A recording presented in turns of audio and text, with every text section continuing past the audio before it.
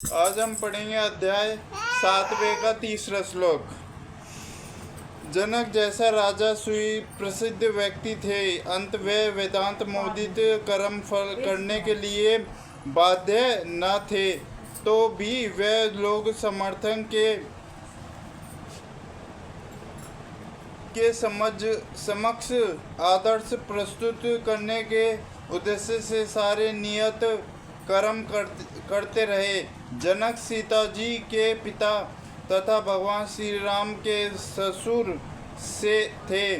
भगवान के महान भक्त होने के कारण उनकी स्थिति दिव्य थी, किंतु क्योंकि वे मिथिला, जो भारत के बिहार प्रांत में एक परगना है, के राजा थे, अतः उन्हें अपनी प्रजा को यह शिक्षा देनी थी कि कर्तव्य पालन किस प्रकार किया जाता है। भगवान कृष्ण तथा उनके साक्षात सखा अर्जुन का कुरुक्षेत्र के युद्ध में लड़ने की कोई आवश्यकता नहीं थी, किंतु उन्होंने जनता को यह सिखाने के लिए युद्ध किया कि जब परशुराम असफल हो जाते हैं तो ऐसी स्थिति में हिंसा आवश्यक हो जाती है। कुरुक्षेत्र युद्ध के पूर्व युद्ध निवारण के लिए भगवान तक ने सारे प्रयास किए,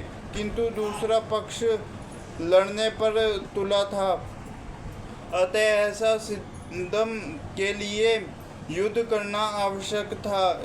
यद्यपि कृष्ण व्यक्ति को संसार में कोई रुचि नहीं हो सकती, तो भी वह जनता को यह सिखाने के लिए कि किस तरह रहना और कार्य करना चाहिए, कर्म करता रहता है। कृष्ण में अनुभवी व्यक्ति इस तरह कार्य करते हैं कि अन्य लोग उनका अनुसरण कर सके, और इसकी आवश्यकता अगले श्लोक में की गई है। महापुरुषों को जो आचरण करता है, सामान्य व्यक्ति उसी का अनुसरण करते हैं। वह अपने अनुसरणीय कार्यों से जो आदर्श प्रस्तुत करता है, संपूर्ण विश्व उसका अनुसरण करता है। सामान्य लोगों को सदैव एक ऐसे नेता की आवश्यकता होती है जो व्यवहारिक आचरण द्वारा जनता को शिक्षा दे सके। यदि नेता स्वयं धूम्रपान करता है तो वह जनता को धूम्रपान बंद करने के लिए तो शिक्षा नहीं दे सकता। चैतन्य महाप्रभु ने कहा है कि शिक्षा देने के पूर्व शिक्षक को ठीक आचरण करना चाहिए।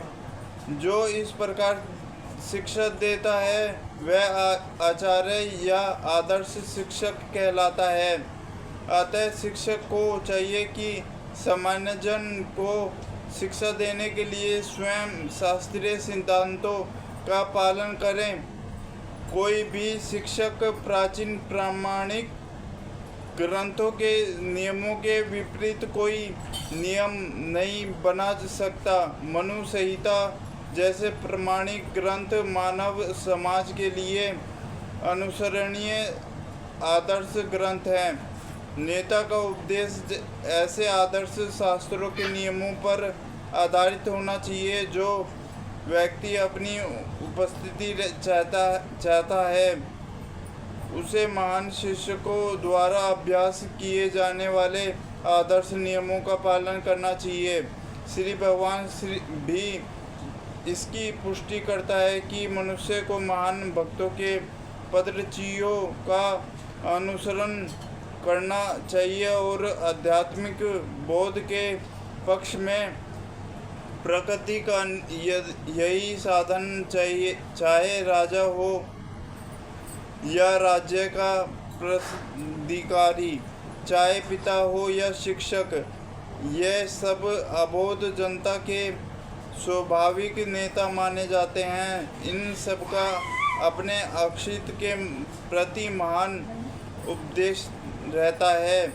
इन्हें नैतिक तथा आध्यात्मिक संहिता संबंधों आदर्श ग्रंथों से सुपरिचित होना चाहिए। हे पुत्र, तीनों लोकों में मेरे लिए कोई भी कर्म नियत नहीं है। न मुझे किसी वस्तु का अभाव है और न आवश्यकता ही है, तो भी नियत कर्म करने में तत्पर रहता हूँ। परमेश्वर समस्त निरंतरों के नियंत्रण है और विभिन्न लोकपालकों में सबके महान है। सभी उनके अमीन हैं। सारे जीवों को परमेश्वर से ही विशिष्ट शक्ति प्राप्त होती है। जीव स्वयं श्रेष्ठ नहीं है, वे सभी देवताओं द्वारा पूज्य है और समस्त संचालकों के भी संचालक हैं। वे समस्त भौतिक नेताओं तथा नेताओं से बढ़कर हैं और सबों द्वारा आराध्य है।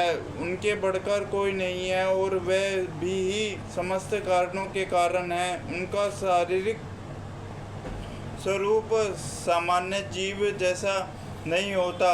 उनके शरीर तथा आत्मा में कोई अंतर नहीं है। वे परम हैं। उनकी सारी इंद्रियों दिव्य है। उनकी कोई भी इंद्रियां अन्य किसी इंद्रियों का कारण संपन्न कर सकती है। ना तो कोई उनसे बढ़कर है, ना तो उनके तुल्य है। उनकी शक्तियाँ ब्रह्म प्रियणीय है। फलत उनके सारे कार्य प्राकृतिक अनुक्रम के अनुसार संपन्न हो जाते हैं, क्योंकि भगवान के प्रत्येक वस्तु ऐश्वर्य से परिपूर्ण रहती है और पूर्ण सत्य के ओतप्रोत रहती है। अतः उनके लिए कोई कर्तव्य करने की आवश्यकता नहीं रहती। जिसे अपने कर्म का फल पाना है, उसके लिए कुछ न कुछ कर्म नियत रहता है। परंतु जो तीनों लोकों में कुछ भी प्राप्त करने की इच्छा नहीं रखता, उसके लिए निश्चय की ही कोई कर्तव्य नहीं रहता। फिर भी क्षत्रियों के नायक के रूप में भगवान कृष्ण कुरुक्षेत्र की युद्ध भूमि में कार्य करता है, क्योंकि क्षत्रियों का धर्म है कि दीन दुखियों को आश्रय प्रदान करे।